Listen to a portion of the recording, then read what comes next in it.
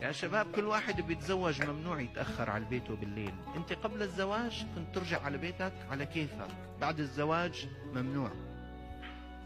اذا مندق لك تليفون، اذا انا بدق لك تليفون بقول لك انا اليوم عازمك على الغداء، لازم تقول لي استاذ بس لحظة لاستأذن اهل بيتي، ما فيها شيء.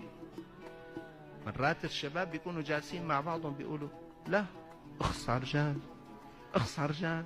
ليش اخص رجال؟ ما هذه زوجي، زوجة تنتظر في البيت، زوجا سيأتي وقت الغداء.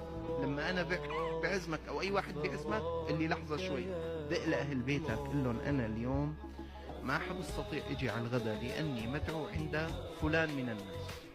اذا ضيقوا عليك لازم ترفع السماعة وتقول لي استاذ والله بعتذر اليوم، يوم ثاني ان شاء الله، ما في حرج. الزواج قيد.